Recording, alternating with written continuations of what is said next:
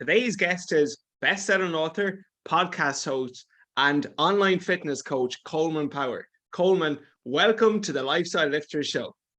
Adrian, thanks so much for having me on. I'm excited to talk about all things, I suppose, fitness, food, nutrition, and organic food. Awesome, man. And you know what? Before we dive into this, Colman, you are a best-selling author, of course, but Colman, share something about yourself that most people do not know. I suppose something that most people may not know about me right now is I suppose people may have only started to figure me out as of the last maybe month or so, being an Amazon #1 bestseller. But I'm a real underdog. I come from a family of three. I have a brother who would, I suppose, quote unquote, be younger than me, but maybe excelled in sports. And that kind of gave me the grit to, suppose, try and be as good as I possibly could. And you are, I suppose, the byproduct of the environment you start yourself off in. And because of that, having a younger brother who was bigger, stronger, and being in school, I wouldn't have had, I suppose, a huge amount of success in with our sports or with the women. It just gives me that extra bit of a drive to keep on going and excel. And I suppose that's something that a lot of people don't know about me, because a lot of people see, I suppose, the quick flash shot now, say, oh, Colman, you're so fit, you're so healthy, and you're so maybe quote unquote successful. But successful is different for everyone. Like, you really have to start from where you are now to try and get to where you want to be. And I'm a firm believer in the likes of goal setting. And that's how you achieve anything, whether it's a weight loss goal or anything. I love it. I love it. And Colman, so we kind of spoke about, obviously, you mentioned, 5 years in the making of writing this best-selling book, but it didn't just happen overnight. So, like, just share a bit about your backstory, Colman, and what inspired you to get your degree in organic horticulture in UCC, and how this subsequently led you to just pursuing more things, health, fitness, and of course writing this book. I suppose going back to as far as college, I studied horticulture in WIT in Waterford, and for the most part it was maybe a bit of luck, but you make your own kind of luck. I finished that degree and went and studied organic horticulture, and straight up, from either people that may know me or may not know me, I had very little, I suppose, concentration levels in school. I was the fella throwing rubbers. But I went to every class. I went to every class. Even on the days I was quite sick, I still went in because there was marked for attendance and I wanted those. Gotcha. The essentials, man. I know the way. So yeah, I came from, I suppose, studying horticulture, and then wanted, I suppose, niche down into organic horticulture, studying that in UCC, getting the master's degree in that. And after that 5-year process of college, I went and actually emigrated to Australia, where I ended up working on building sites.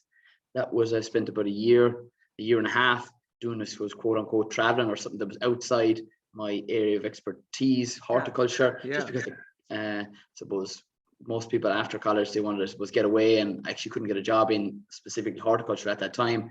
But lo and behold, I came back and ended up, I suppose, falling in love with growing. And I was always into fitness or sports, and then it went into fitness, and then it kind of spitballed and kind of amalgamated together to, I suppose, personal training, organic growing, food production, organic meats, eggs, the whole lot of it, to form the organic fitness program. And writing the book was the end of that story. And let's talk about the book then, Colman. So, The Power of Organic Fitness, the natural way to be healthier and happier using food and lifestyle. And Colman, you broke the book down into 3 sections. The first one being how the body works. And if we just kind of dive into the first section there, Colman, so you kind of speak about the macros, your proteins, your carbs, your fats. So, Colman, why don't you just share maybe some of the best source of the protein, the carbs, the fats, what to look out for, what maybe to try to avoid if possible? I absolutely love this question. I love this. Okay, so foods in general are the most important thing for your overall health. Why? Firstly, you cannot outtrain a bad diet. There are 3 things the body runs off. Okay, the first of which is protein, the second one is fats, and the third one is carbohydrates. Carbohydrates are not actually essential, and they do get a bit of a bad rap. However, I will touch you, for the most part, people are not in and using the likes of fats as a first energy source, unless you're on a keto diet, which for most people is quite difficult. I have tried all the diets. Keto is unbelievable for energy. And I actually can tell you right now, I would actually climb walls when I was in a fully ketosis state, but you don't want to see that. And that's very difficult for people to sustain. That means if you're in a keto diet, you have restriction over your carbohydrates, and carbohydrates being the likes of your breads, your pastas, your rice, your, most certainly there's a certain amount of vegetables that have high carbs, which really led me to, I suppose, believe that isn't for me long term. It was just something that I wanted to try. And like everybody else, I get people to eat more whole foods, and taking out vegetables out of anyone's diet is something that I don't recommend. Or blueberries or potatoes, or all these Fruits. real helpful foods. Oh, yeah, mental. So that's something that I don't recommend to the general public. While there's some individuals that can excel in it, maybe athletes or people with specific illnesses. So those are the three things the body runs off. And touching on the likes of, going back more so towards, there are two types of carbohydrates. Those are your complex carbohydrates and the likes of your simple carbohydrates. None or neither, I suppose, good or bad. It's just what you use them for. So the first is, we'll go simple carbohydrates. The people often demonize, and why they demonize carbohydrates and simple carbohydrates is because they give you a quick release of energy. But if you were a sport athlete, which you might, listeners may be, and looking for a bit of a quick boost of energy, simple carbohydrates such as white pasta, white rice. I don't recommend white bread, typically white, because it's cheap as chips, and it might be actually sprayed with the likes of glyphosate, which is carcinogenic, and it's something that speeds up the ripening process and the harvesting process in the likes of production of breads. So don't eat cheap breads. I love it, man. So you're saying your simple carbohydrates, they do have a role, but maybe depending on activity, Colman. Yeah, and it's the fact that I would have white pasta and I would have white rice in my diet at certain times if I wanted to play a sports match. So I typically play a lot of hurling and played a little bit of GA in the football scene and soccer. But if I was looking for that quick release of energy, I want most certainly those white, the refined grains. But what's actually missing is the fiber. And that's what actually is so beneficial towards gut health. We'll probably talk about that a little bit later. The point of which is, if you have a grain, say the white grain, you most certainly have the outer layer polished and removed of its beneficial fiber content, which keeps you fuller for longer and gives you a slow release of energy. But if you want a quick release of energy before maybe an activity, an event, a Tough Mudder, a 5K, a marathon, you want to be having those simple carbohydrates before the likes of your events.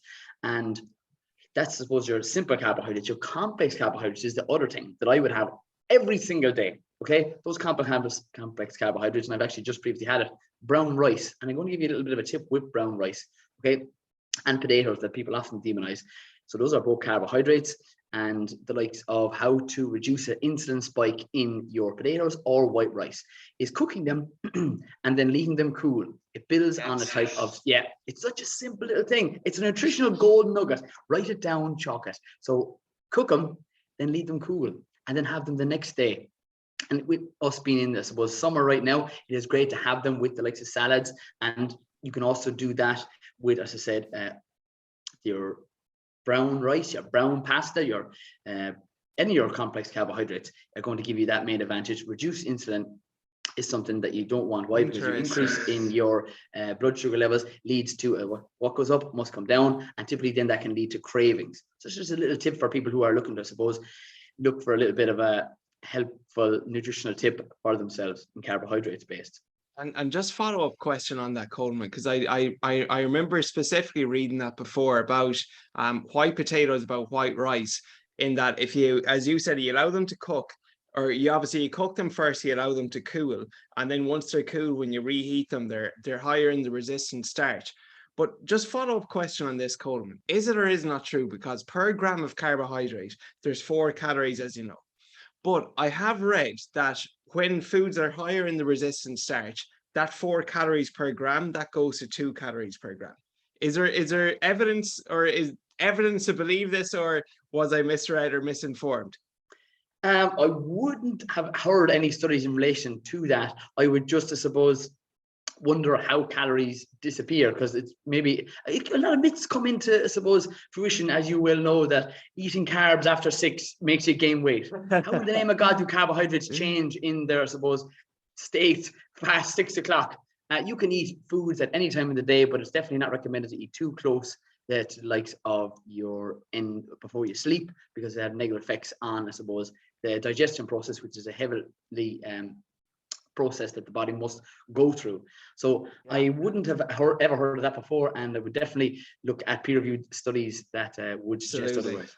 Good to know. Perfect. And we'll talk about sleep as well later on, Colman. So I love the way you mentioned there about carbohydrates. And as you said, look, technically they're not essential, but you know what? I was reading in a book by Alan Aragon, Flexible Diet, and he said, sure, they're not essential, but I mean, you know, do you want to just survive or do you want to thrive? And you know, if you want to thrive, if you're an athlete playing sport, if you were just in a high performance job and you need a bit of extra energy, you know, essential, sure enough, not essential to just get going. But if you actually want to kind of, you know, be at that next level, especially if you're competitive, you know, there's absolutely no need to be afraid of carbohydrates. So I'm absolutely with you in that message. Colman, and you mentioned that as well. So obviously, protein has been a big macronutrient. So let's just talk about protein, Colman. Why should we care about it? What are some of the most optimal sources? So why we should definitely be looking at a protein intake is because it's essential. We must consume all 9 essential amino acids from the likes of whole foods. And people will often say, Colin, what's the best protein supplement? Protein is, and supplements, the definition of it is to supplement what you cannot get from your diet. So I'm always going to recommend your whole foods. I have no preference to the likes of diets. You can be a vegan, you can be a vegetarian, you can eat the standard diet, you can do carnivore, also a very restrictive diet. I don't recommend that, but the point of which is you can do any of those diets, but you must consume protein on whatever one you are currently on. Protein is not just for building muscle. A lot of people say, oh man, yeah, I don't want to put on too much muscle. I train a lot of women and they kind of say, Jesus, you know what I mean? I don't want to turn into like the Hulk in overnight. That's not what protein does. And even if they wanted to, they'd have a very difficult time. So I love it. I wish it was that easy. I would have literally been finished about 10 years ago. So protein in itself is actually satiating. So that means it is something that keeps you fuller for longer. Again, reducing cravings. Most people are under eating protein.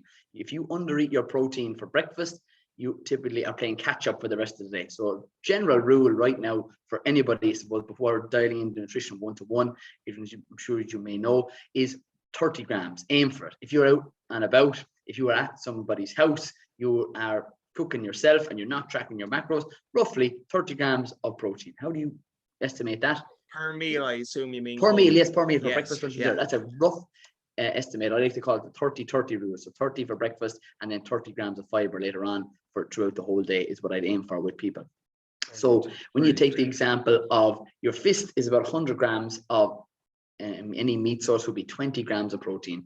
Then if you were to have, I suppose, a fist and a half, that would most certainly be your overall 30 grams in that per meal. But you could also split it up into different protein sources, and which leads me on to the example. There are so many different protein sources to get into your diet. So the main ones, the meat sources that the majority of people may consume are chicken, fish, turkey, and the likes of eggs would be my, I suppose, staple in diets that I do recommend to people. However, there are plant-based sources of protein that do contain and are comparable to the likes of meat sources, which are tofu and tempeh. A lot of people may not have heard of those, and hemp seeds is the third one that is a complete protein. And they have less protein, but they have a little more carbohydrates. So if you're looking to, I suppose, hit your protein requirements, you may need to eat a little bit more of them. And what's also really important is them in that is the fact that they contain fiber. Fiber is keeping you fuller for longer. So having one meal a day, either with no meat and or with lower carbohydrates, is something that can help people to live a healthier lifestyle. And as I said, more fiber keeps you fuller for longer, and as a result of that, you are looking to, suppose, be the healthiest version of yourself. That is definitely very important. And yeah, does that make sense? Yeah, so we have our, you know, our simpler complex carbs. We have our good kind of high quality single ingredient forms of protein. Colman, question for you. So I'm going to the butchers or I'm going to the supermarket. What are some of the things that we should look out for if we're buying meat? What are just some good practices, I guess? Yeah. So if you are looking to, I suppose, improve your overall health, me being someone who into organics completely, is try and go as close as you can to source. If you can go to the farmer and buy directly from the gate, you're on a winner. That's the gold standard. That's getting it local. That's getting it fresh. And if you get it organic, it's something that doesn't have the likes of harsh chemicals or antibiotics, because they're forbidden in the likes of organic production. So that's giving you a higher quality food source and a protein source, because they're grass-fed, they're roaming, and they're healthier. The next thing is they're higher omega-3. Omega-3 is an anti-inflammatory. We need to have more of those anti-inflammatories in our diet. Why? Because when we're looking to improve our cognitive function, omega-3 speed that up. So brain function. I am definitely much more intelligent than I was going to college. That is for sure. And that is down to my diet, most certainly, and inclusive of that, my lifestyle. So I've definitely upped the likes of my food sources, as well as light that is actually stored food, stored energy. So anything that's grown in the likes of the soil is stored energy, because it makes food for itself through photosynthesis. Some people that might land with, some people that might not. But going back to the likes of food sources, why in what's next after the likes of going to the farm gate, getting it organically. Organic, the word is registered. So that means it's something that's governed by an Irish governing body, whether it be the Soil Association or Organic Trust. Those are the two main ones we have here in Ireland at this moment in time. And on top of that, then you can also look out for the green leaf logo, which is a European recognized symbol, which is going to have individuals who come out to the farms and inspect to make sure that standards are kept to a high level.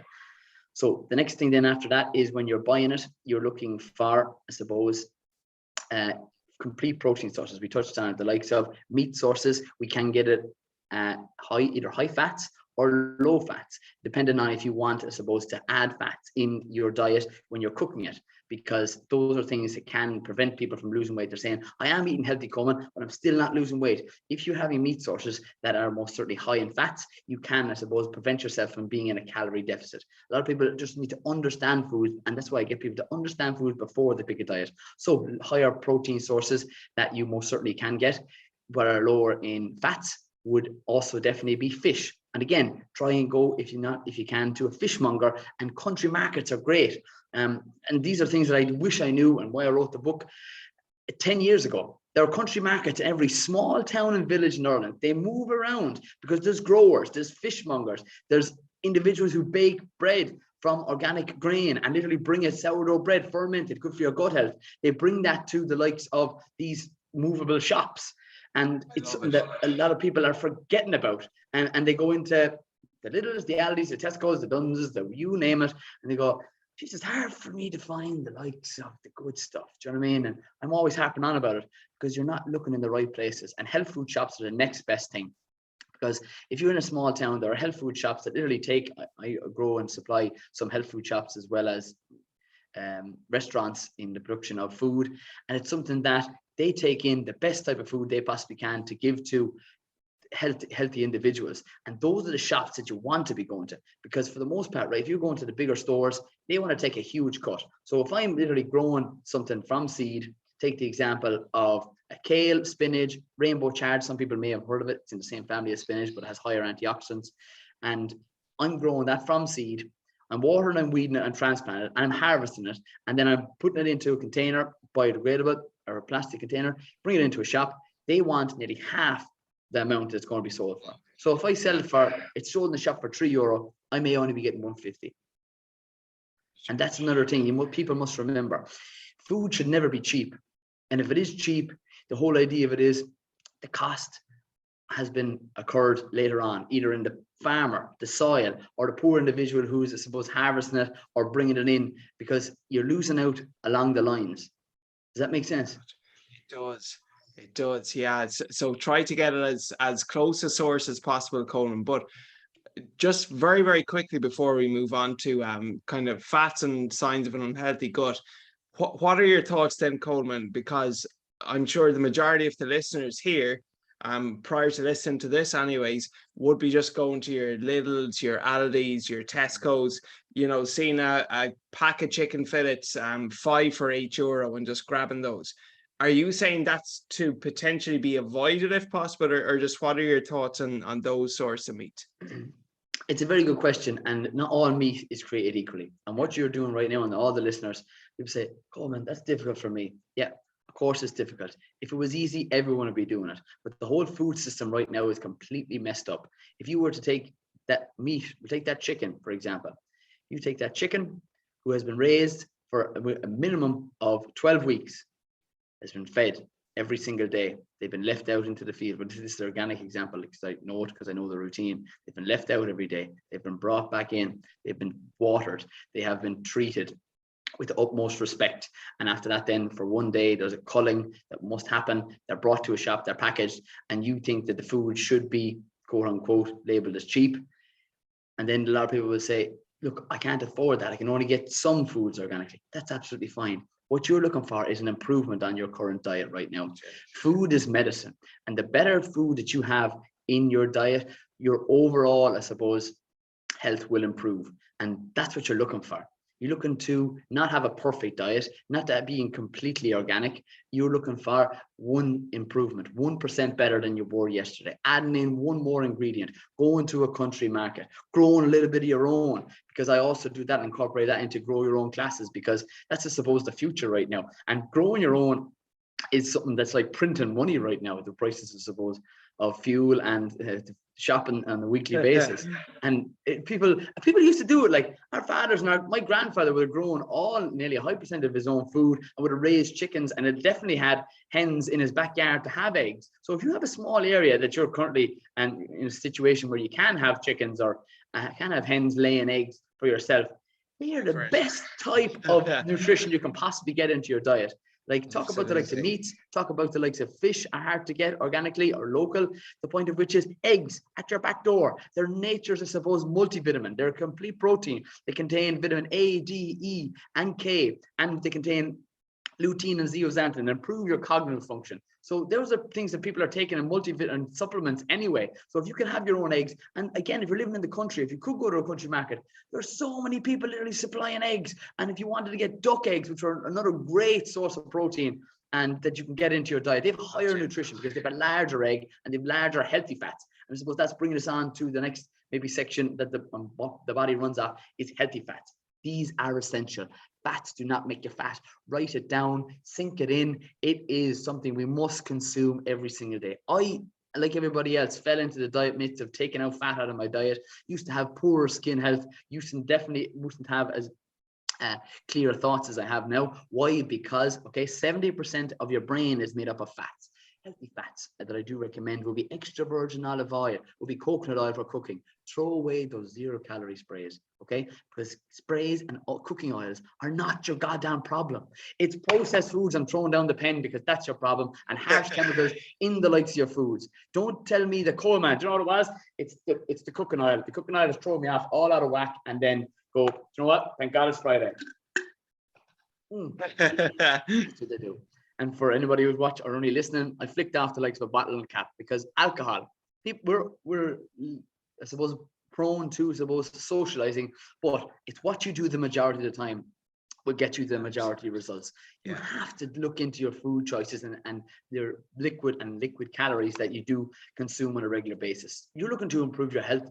And I don't ever say take out completely. I goes replace.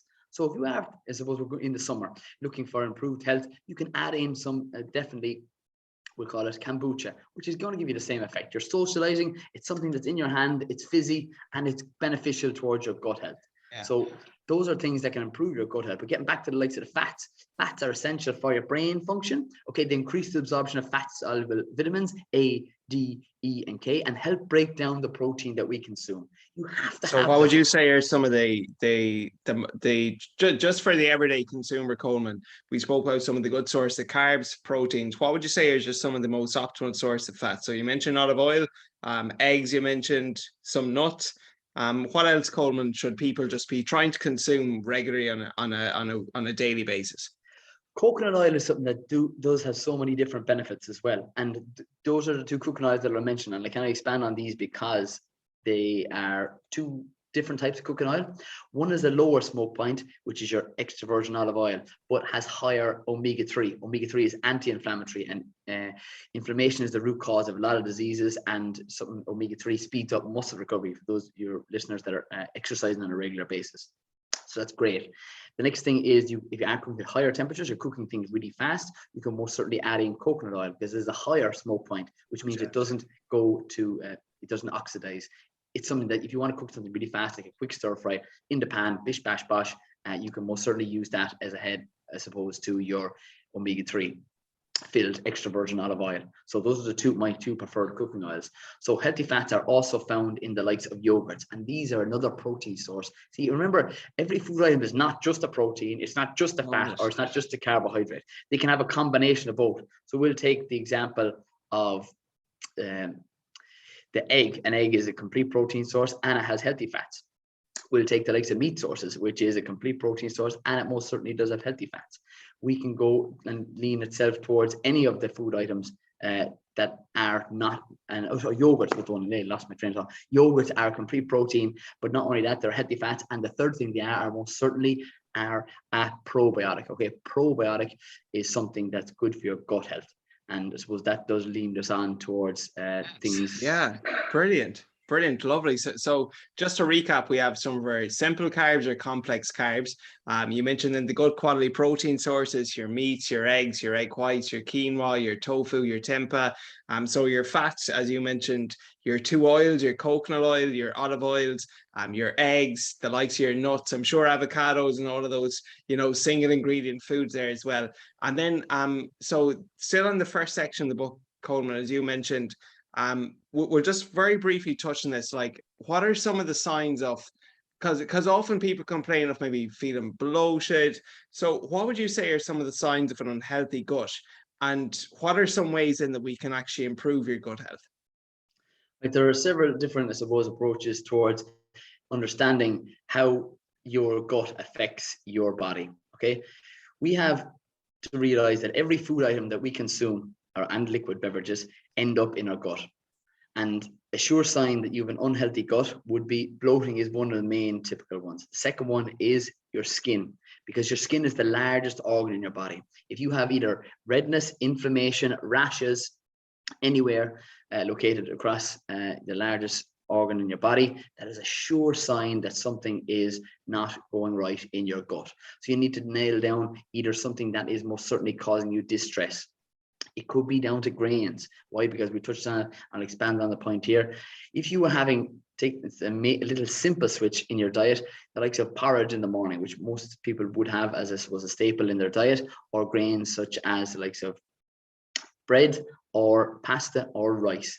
Those are all food items that can be sprayed heavily with harsh chemicals if not consumed organically. So there's a main little switch up for yourselves. If you're having non-organic oats, to switch them to organic. For the example of maybe 50 cents in the difference, causes indigestion, and that glyphosate acts as an antibiotic. Antibiotics kill your beneficial gut bacteria. Okay, that's so key, because remember the fact that 90% of your serotonin, that's your happy hormone, is located in your gut. And people often say to me, Colman, how in the name of Jesus are you so happy? What are you taking? What are you eating?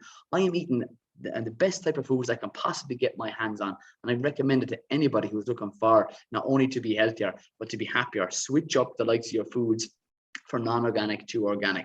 Because for the most part, I have found in people that I mentor and coach that it's actually not that they're gluten intolerant, it's that they're glyphosate intolerant, because they're very similar. And I'm not saying Jesus, Colman said that I'm not gluten intolerant. There are some people that are gluten intolerant, but I've also just found out the fact that they're making sure you do a switch up and maybe incorporating in organic food sources before demonizing all gluten in your diet, because gluten is actually a protein. Yeah, and just before we go on to like some of the kind of foods for fitness, that's actually interesting the way you mentioned there, like signs of an unhealthy gut about your skin. Because what I kind of do, Coleman, is I like to keep a running diary of just how certain foods make me feel. And I've just kind of built this up over the year, and I just know that after eating certain foods, I'll get spots on my skin. And I just know then that, you know what, that might be a sign that, okay, there's something off there for a start, but also why is that happening? So I know, for instance, that if in the very, very rare occasion that I do have something that's, somewhat, we'll say, not even a takeaway, but sometimes when I eat out, so I remember getting an Indian before, I kind of swole up a small bit. Or if I have ketchup, I notice that my skin, I get kind of spots in it. So I think that's just interesting that you mentioned that, signs of unhealthy gut, if you're bloated constantly, if your skin maybe isn't the healthiest, these are all sure sign ways that maybe we need to change and refine something. That's really interesting, Coleman. And going on then to section 2. So section 2, you mentioned foods for fitness, and you give us a full list of like some veggies, some fruits, some herbs, some spices. So why don't you just share, Coleman, just a general list here? I'm going to the supermarket tomorrow and I've got my good healthy proteins, my carbs, my fats, but I want some of these foods for fitness. So what would you say would be some of the most optimal sources, Coleman? Oh, definitely. It's like, I'm going with in season right now for the listeners. It's got to be kale. Okay, kale is the best thing you can possibly get your hands on. Why? Because it's from the likes of the brassica family, and people that are growing their own will certainly gain advantage of the likes of a crop very quickly. Okay, it contains iron, it contains vitamin C, and it contains magnesium. Magnesium is so good. It's actually good for energy production. So if you're not consuming enough magnesium in your diet, add in greens. They're the best thing for you. And they contain an antioxidant called sulforaphane, which actually can neutralize free radicals and actually reduce wrinkles, and is something that we all want. I even want that. I want to have beautiful skin for as long as I possibly can. So that is a classic. Add kale Okay, so to your kale. diet. What are the ones then, Coleman? Beetroot would definitely be up there as well. Okay, beetroot is something that you literally can increase your energy levels. Okay, it contains that antioxidant, okay, anthocyanins, again, that improves blood flow. When you increase the likes of your blood flow, you have, remember the fact that every vitamin and mineral is carried in your blood. More vitamin and minerals going to the areas that need it, whether you're working out or you're trying to, suppose, be as productive as you possibly can. You're thinking clearer. You're going from A to B that little bit, I suppose, more efficient. And as a result of that, you get more shit done. And in fact, I've actually had people get a raise in work. So beetroot, had that in. If you want a promotion at work, eat some beetroot. I love it. Okay, we have kale, we have beetroot. What about just some of the good sources of, I know you mentioned asparagus too. What about some of the fruits, the herbs, the spices? So fruit wise, again, right now we'll go all in season, and a lot of people will be consuming the likes of berries, strawberries, and things like that. But sometimes strawberries can be hard to get organically. So I recommend getting in season red currants and black currants. They are unbelievably nutritious. They are something that, well, certainly fruits do not make you fat. They are something that contain a whole lot of fiber. Fiber is something that's good for your gut health. And remember, we're touching on the likes of gut health, why I'm a big believer in it. It is something that is important for, and it has 70% of your immune system. 70% of your immune system is located in your gut. So again, eat real foods, get real energy, be real healthy. That's like the tagline of this whole podcast. I love it. I love it. We have a show name there all in one, Coleman. So you mentioned red currants and some blackberries for fruits. What about then? So, eating healthy is boring. I want to spice things up. Coleman, instead of just getting, your Uncle Ben's chicken sweet and sour stir fry from the jar, what are some better options that we can use in terms of herbs and spices to make our foods that bit tastier? Yeah, right. Straight away, I'm going to tell you, I used to be an Uncle Ben fan, but I got rid of Uncle Ben, and now I've Uncle Colman. So I should definitely, I could bring out a product. Oh my God, right now. Yeah, your own product, man. That's the next thing. You have the book, now we have a product line. I love it. I'll tag in it when it comes out. But going back to the spices, right? So the organic fitness spices that I do recommend. Okay, these are your ginger. Anybody likes a bit of a kick or something that can reduce inflammation. They speed up muscle recovery. You have your turmeric, which is so important to add into your diet because it contains an antioxidant called beta carotene. It naturally improves your skin glow. So throw away, lads and girls, those natural, I suppose, quote unquote, natural skin brighteners or self-tanning lotions. Use food. That's actually been it's proven. I have it in the book. The orange colored foods and beta carotene being extremely high in the likes of your turmeric is something you can add into your meals. And people say, oh, I don't really like the taste of it. Add in the likes of your next breadwinner is either pink Himalayan salt, which is a spice, and it contains natural electrolytes. And why I have that tiny bit of a preference towards the likes of sea salt is because right now there's so many different pollutants and plastics going into the sea. There are microplastics in that. So I'm trying to be like 1% better, but the people are like, salt is salt, great, but I'm giving you the gold standard. You do as best you can. So pink Himalayan salt, why? Because there's less people littering up in the likes of the mountains, and it just has another benefit. Interesting, man. Yeah, very good. Okay, so your ginger, your turmeric, your pink Himalayan salt, That's awesome. That's all. So use those to kind of add your own spices, add your own flavors, instead of maybe just getting something ready-made, pre-packaged in the jar. I love that. I love that whole concept, Coleman. And section 3, then you mentioned organic fitness. So obviously, this is the Lifestyle Lifter show. Everyone knows the importance of exercising. You mentioned like just having some form of a stretch and mobility routine, increasing your niche, increasing your step count, using saunas, using ice baths. But I'd really love you, Colman, just to dive in before we finish up on improving your sleep, because obviously this is something universal to us all, and we know ourselves the impact of a good and a bad night's sleep can have on your performance the next day. So what are some ways, Colman, that we can improve our sleep? Right. One of the simplest things you can possibly do to improve your sleep is light. Okay, light is so important. Getting sunlight on your face and even into your eyes first thing in the morning, as early as you possibly can, because it's something that naturally wakens the body. A lot of people come out of the bed, they roll into the kitchen, they turn on the kettle, they have a cup of tea, they have a cup of coffee, they go to sit down to the laptop, they're working at home, they go into the car, they go into the office, and they're sitting inside.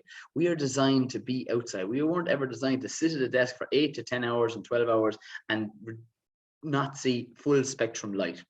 So what light actually does, it is telling your body to wake up naturally. So when you tell your body as early as you possibly can to wake up naturally, at the tail end of the day, your body starts to shut down. And most certainly then again, watching the evening sun, because this is just sending signals to the body. The body is so intelligent, except for the fact that we are trying to realign ourselves with what health is. We're wearing these watches. This is a lost and found watch. We're wearing watches that tell us what heart rate monitor we have and how many steps we did in a day.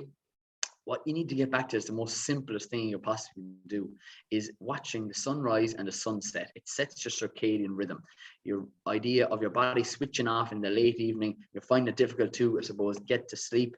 It's then putting down the phone, because there's lights on the lights of your phone that most certainly can tell the body to wake up again, and stop watching the lights of your screens. So those are two simple things: watching the sunrise. And people say, oh, Colman, I can't go out, I have commitments. You get outside as soon as you possibly can. It doesn't have to be at piss o'clock, at 6 o'clock. It could be at 7, 8, 9. The earlier you do it, the better it is for your body. Again, you're looking to fit in these healthier routines to your life. You don't have to do everything that I do. Stop comparing yourself to me. You do, and take a golden nugget from this podcast and put it into practice for yourself, because a lot of people are thinking that they have to do everything. No, you don't have to do everything. There's no such thing as a perfect lifestyle, perfect diet, perfect anything. Pick one thing that we've mentioned in this podcast and add it to the likes of your routine. And sleep being so important, adding in that routine of light throughout the day that helps you get more steps, especially if you're going out and walking on it, which I do recommend because it aids in digestion, increases blood flow, more vitamin minerals going around your body, healthier, fresh air, movement. You have to do these small incremental things that get you to a healthier version of yourself. And the last thing then I would definitely recommend for sleep is most certainly blue light blocking glasses if you do use the likes of your screens, which I put on a regular basis. I don't have them here to hand, but yeah, those are two major tips. And bump up your magnesium. Magnesium relaxes muscles, and you can actually use the likes of bubble baths. Sea swims are really important as well, because there's not only, I suppose, the idea of the magnesium being absorbed through the skin, through the likes of the seaweed. These are things you add in, and I do these, I suppose, at events that I do, the retreats that people can come to and do these activities, because it's a lifestyle approach that really improves people's health. Not a supplement, not a tablet, not something that somebody has a discount code for or anything else like that. Awesome. And just finally, so Coleman, just on the topic of sleep, you kind of touched on it earlier in the podcast. Ideally, I know everyone is going to be different, but how soon before bed should we try to stop eating and drinking? There are studies out there to say you should not eat 3 hours before sleep, but there are also studies to say 2 hours. There's studies to say an hour is okay, but the idea is what you don't want to do is continue to eat the way you're currently doing and have poor sleep. What you're looking for is that little bit of an improvement. I typically try and finish 2 hours before sleep, and I'm putting myself up there. I'm putting a call out here. I'd be one of the healthiest people in Ireland. If you know of or have heard of anybody else in Ireland that's healthier than me right now, Send them to Colman Power. yeah, Absolutely. That has to be something we can test. We always test the strongest man. What about the healthiest man? I love it, man.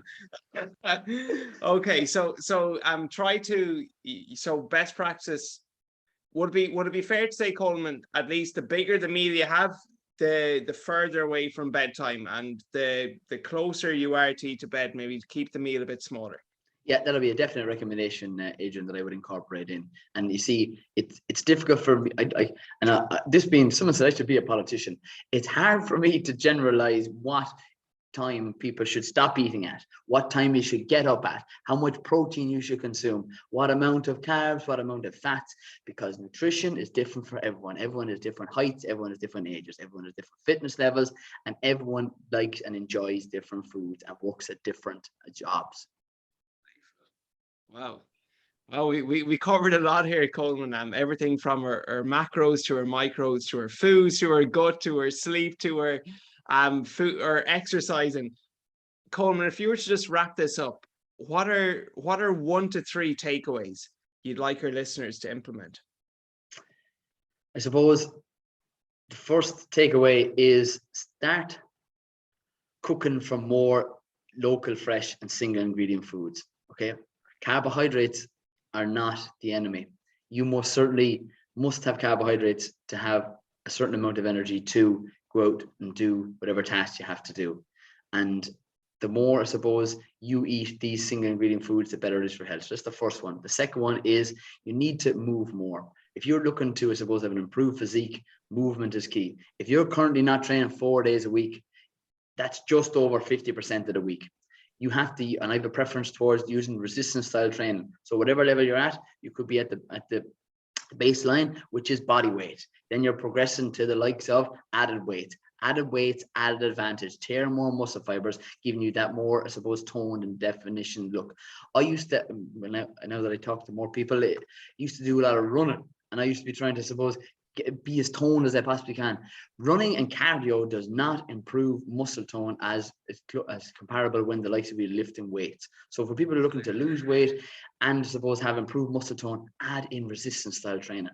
It's a simple tip. That's tip number 2. Yeah. Then the third one is most certainly do your best. Don't compare yourself to anybody else. Make sure that you're doing what you can on any given day. Most people compare themselves to others and take away the joy of what you have. You have so much going for you right now. And I learned that, I suppose, through mentors and coaches, and going on one experience to the likes of Africa, where I saw they had very little. They hadn't even a light switch to turn on. And that is just, I suppose, a powerful message that if you're, I suppose, unhappy where you are right now, there are people in this world that don't even and have the likes of the power to turn on light. You have so much right now. You have something that's in your pocket, in your hand, you maybe listen to right now, that literally can change your life. There's so much information out there. But the thing is, information is one thing, but putting it into practice is the other. So those are the 3. Brilliant. Wow. Knowledge isn't power. Knowledge is only potential power. I think I heard Tony Robbins say that. I absolutely love it, Coleman. I love it. I love it. Coleman, last 2 questions I ask all our guests there. Coleman, so first of all, I'm big into morning routines, Coleman. So what do the first 30 to 60 minutes of your typical day look like? Right. Okay. My typical 30 minutes, I give you my 30-minute routine, would most certainly be saying affirmations to myself in relation to after I get outside. So I get up in the morning, I go outside, I walk on the grass, and saying affirmations to myself. And that's how I suppose I wrote the book. I said the same sentence that I could say right now. I'm a tall, I'm a confident, I'm a successful entrepreneur. I want people to be happier. I want people to be healthier. I want people to eat local, fresh, and organic produce. Why? Because it's not only beneficial for them, it's also beneficial for the environment. That is something that I said to myself over and over again, and that I wanted to be an Amazon #1 bestseller. And to bring people this book and have it in my hands was absolutely a dream come true. I said that every single day. I got up, I walked on the grass, and it was uncomfortable at the times when it was freezing cold. It was nice and cozy during the summer. But then you go into the winter. Sometimes it's a bit easier, sometimes it's a bit harder. And doing those things, habitual things in the morning, builds, I suppose, a realization that things happen twice in this world. Once in your mind and the second in reality. So that's, I suppose, really the first 30 minutes of my day is affirmations, it's grounding, and then sunlight exposure in the morning. Unreal. I love it. I love it. Unbelievable. Unbelievable. Coleman, final topic. So last question, because this is the Lifestyle Lifters show. Coleman, what is your definition of living a successful lifestyle? Living a successful lifestyle is something that brings you happiness, because money doesn't make you successful. You'll always want more money. Money is a number. And also, to take the example of numbers on a scale don't bring you happiness.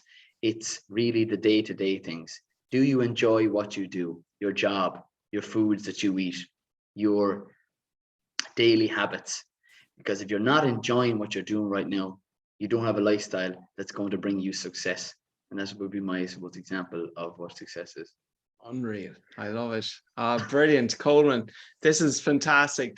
Tell us, Coleman, so where can people learn more about you? Where can people buy your best-selling book? Please share all your knowledge bombs with the audience for anyone who's interested in learning more.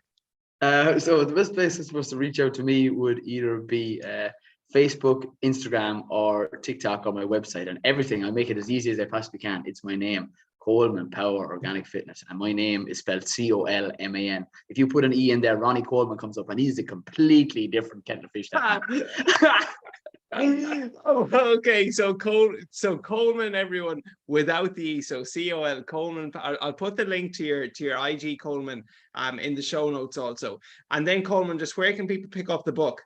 It's available on Amazon, and again, that'll be on my website. But the name of the book is The Power of Organic Fitness, and yeah, that's exactly the name of the book.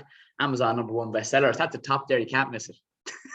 Power for Organic Fitness, Coleman Power. Coleman, thank you so much. This has been absolutely awesome. And for other listeners there, if you did enjoy, please share it on your stories.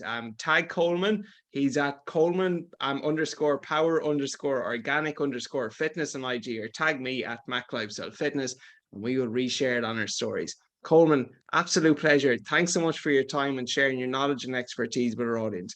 Really appreciate you, man. Sounded, I'm glad to be on here. Totally enjoyed it. Some buzz. Great episode.